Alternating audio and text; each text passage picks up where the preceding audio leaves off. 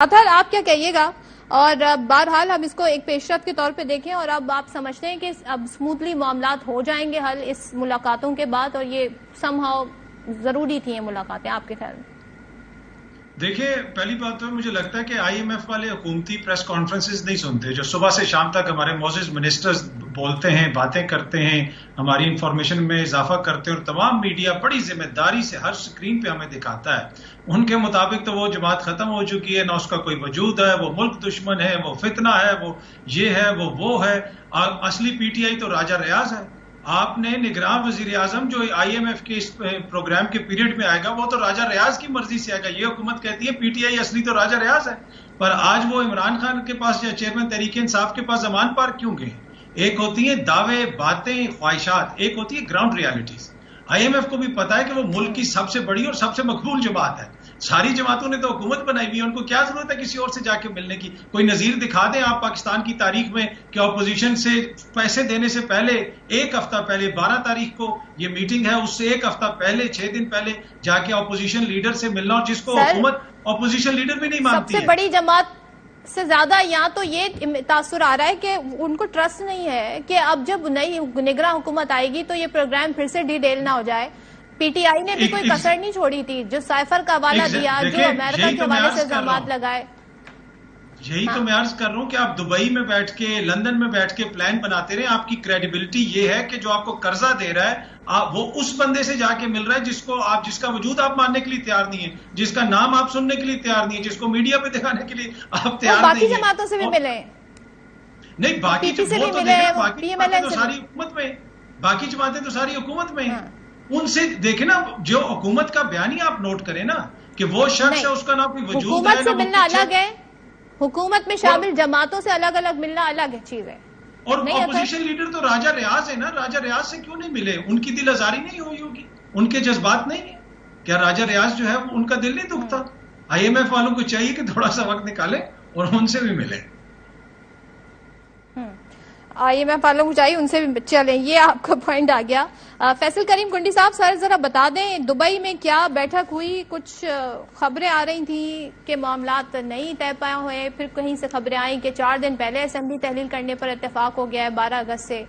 تو کیا میکینزم کیا طے ہو رہا تھا دبئی میں؟ کچھ انفارمیشن آپ ہمارے ساتھ شیئر کرنا چاہیں گے؟ دیکھیں صدر صاحبہ، میں تھوڑا سا کاظمی صاحب کی بات کو 1 منٹ میں وہ کرنا چاہتا ہوں۔ دیکھیں، بالکل اس وقت لیڈر آف دی اپوزیشن راجہ ریاض صاحب ہیں، اور وہ اس لیے ہیں کہ وہ کیونکہ اگر عقل مندی کا مظاہرہ کرتے اور سیاستدان ہوتے پی ٹی آئی کے چیئرمین تو پارلیمنٹ میں رہتے اور ٹف ٹائم دیتے، لیکن مسئلہ یہ ہے کہ کبھی انہوں نے اپنی دماغ استعمال ہی نہیں کیا۔ ان کو لوگ ہی مشورہ دیتے تھے کہ آپ یہ کام کریں، پارٹی بھی کسی اور نے بنا کے دی، لوگ بھی کوئی اور شامل کر کے لائے، اور ان کے کہنے پر جو ہے حکومت بھی کوئی اور چلا رہا تھا، کسی اور کے کہنے پہ جو ہے انہوں نے اسمبلیوں سے بھی استعفے دے دیے۔ اگر پارلیمنٹ میں ہوتے تو راجہ ریاض جو ہے لیڈر آف دی اپوزیشن نہ ہوتے تو کوئی اور ہوتا، ان کا نامینی ہوتا یا ہوتے۔ لیکن آپ جس کو پاپولر لیڈر کہتے ہیں، پاپولر اس کو ووٹ کہتے ہیں، شاید اس جماعت کے ووٹ ہوں، لیکن میں کبھی بھی اس کو لیڈر تسلیم نہیں کروں گا جس نے ملک دشمنی کی ہو، جس نے 9 مئی کے واقعات کیے ہوں۔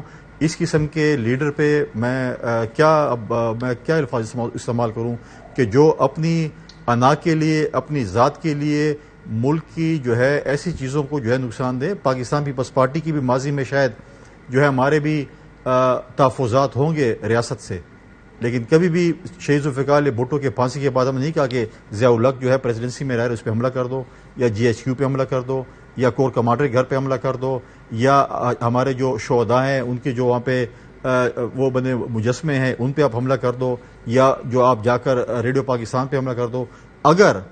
اگر عدالتوں میں عدل اور انصاف ہوتا اور پی ٹی وی حملہ کیس میں جو ملزم تھے ان کو سزا ہوتی تو میں سمجھتا کہ 9 مئی کے واقعات نہ ہوتے۔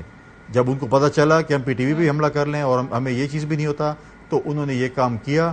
ہم اس کو بالکل، چاہے وہ جو کچھ بھی ہے، آپ جتنے بھی اس کو پاپولر کہیں، میں نہیں مانوں گا جو ملک دشمنی کرے گا میں اس کو لیڈر نہیں مانوں گا۔ ہاں، آپ کریں پالیٹکس، ہم پہ الزامات لگائیں، پالیٹکس کریں، لیکن پالیٹکس میں آپ اتنے حد تک نہ جائیں کہ اپنی انا کے لیے آپ جا کر یہ کریں۔ جہاں تک دبئی کی میٹنگ کی ہے، دیکھیں دبئی میں کوئی آفیشیل میٹنگ نہیں تھی۔ چیئرمین بلاول بھٹو زرداری صاحب فورن ٹور پہ جا رہے تھے اور وہ دبئی میں موجود تھے۔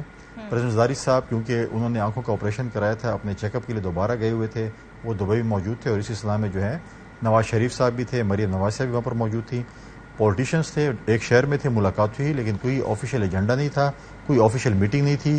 ہاں ٹی وی سے ہم سن رہے تھے جی سیٹ اسپینڈ ہو رہی ہے, ہو گئی ہے, نہیں ہو رہی ہے, کیونکہ دیکھیں سیکنڈ ٹیئر لیڈرشپ دونوں جماعتوں کی نہیں تھی.